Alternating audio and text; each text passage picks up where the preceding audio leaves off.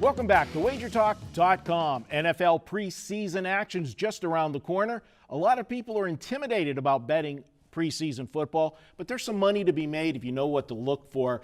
And I know, Rolf, we'll get to you in a second. You've had great success with the NFL preseason. Brian, what are some of the things you like to look at when attacking preseason football? Well, a lot of people, different from preseason is the regular season. During the regular season, you're handicapping starters. Teams go a little bit deep, second string maybe. In the preseason, you're handicapping 3-4 string players. I like to look at teams who have a lot of depth, and one of the teams is your hometown team, Pittsburgh Steelers. The worst thing you can have is you're up 14-0 at the halftime, and they put in guys that aren't going to make the team, and at the end of the game, they give up these backdoor touchdowns. Pittsburgh always seems to bring in guys, and their depth, I don't know, I hate to say it because you're from Pittsburgh, but it's got to be the coaching. And so the guys more down the depth chart are better. So if you are able to watch these games and pay a lot of attention to the games as the game goes on, you will see you can make money by betting on certain teams that have more of a depth issue than the others, because some teams just are not good after the first or second string. And that's one of the things that a lot of people really don't even handicap. Now, Ralph, everybody knows you want to look at teams that have a quarterback controversy, a true quarterback controversy, but the bookmakers also know that, and they're going to build that into the line where you got two quarterbacks battling for it. So a lot of times what is a perceived, advantage, you're laying a price for it, and the value might be in taking the dog in that situation. But there are a lot of other things to look at, and of course, as we talked in an earlier video about your publication that gives you things to help you with the handicapping, what are some of your favorite things you like to look at for preseason football? Now, to me, preseason football is my absolute favorite sport. It's the only time when you're betting when you could bet on a coach that wants to win against a coach that doesn't care to win, and that's like stealing money if the situations come out correctly. I mean, it doesn't happen that often, but it does. So when those situations arise, you jump on them. One thing I look at, and besides the quarterback rotations, obviously, in quarterback battles, two most important things to me are the O-line and teams that want to blitz. Mm-hmm. If you want to win a preseason game, you can win a game by blitzing. O-lines don't blitz block. Running backs don't blitz block in the preseason. They all run their techniques. That's why, going back to the guide real quick, I put in sacks for and sacks by, because if a team wants to blitz you, he's going to win that game. And that has a lot to do with Minnesota and their blitzing defense the last few years.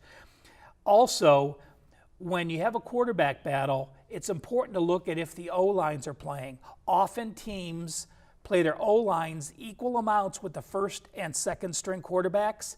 If that is only half of the first quarter and then they play the second and third strings, that quarterback battle is not as important. Yeah. If they have a quarterback who's going to play 1.5 quarters and the second back's going to play 1.5 quarters and the starting O-line is in for all 3 quarters, that's the type of situation you want to jump on. Another one is travel over time zones. If you find the situation where a team's making a 3 time zone travel, it happens once or twice a year, they're a 30% play the last 6 years, jumping 3 time zones to go and to play against those teams, especially west to east, with the difference in the time. So those are just a couple things to bring up. But, in reality, if a coach, I read a lot of coaching, watching the videos and reading their transcripts, and you have to read between the lines with what a coach says. I mean, Chip Kelly, when he came into the league, he said, I want to score. I want to show this team I have, an offense, a new offense. Right. Chip Kelly went 12-4 over under his 3 years at Philly and last year at San Francisco. So when coaches tell you something, believe them if you know they're telling the truth. One example I'll give is Andy Reid. Whatever Andy Reid says is a lie.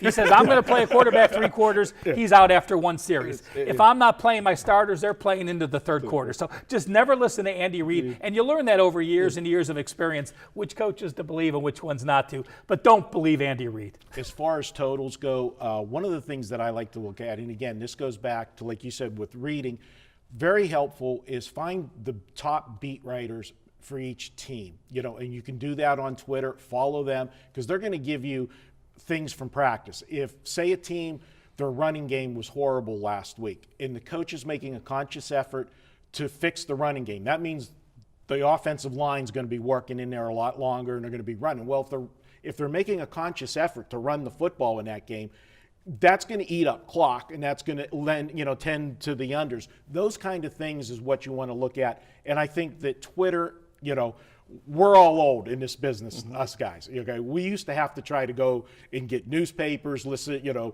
find stuff on the internet. Now with Twitter, you can get this stuff with links to it. Just find which guys. Every city has their beat writers.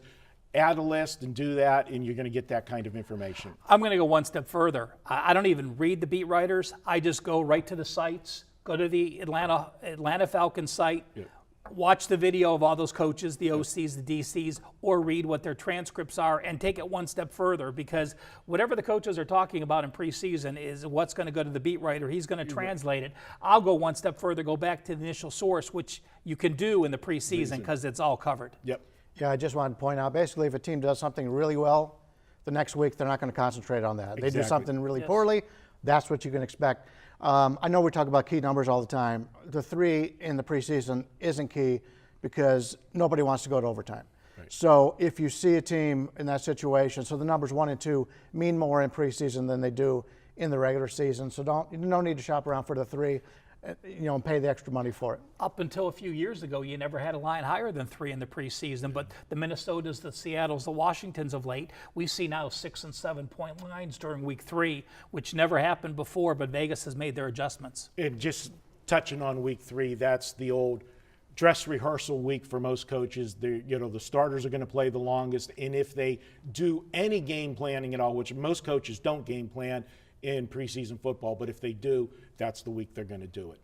All right, good stuff, guys. And hey, if you want to jump on board one of your favorite cappers at WagerTalk, well, you can do it for a 3-day all access. You can do it any day of the week. You get 3 consecutive days. It's just $49. Check it out at wagertalk.com. We're just getting started. We got more videos to come here at WagerTalk. Stay tuned.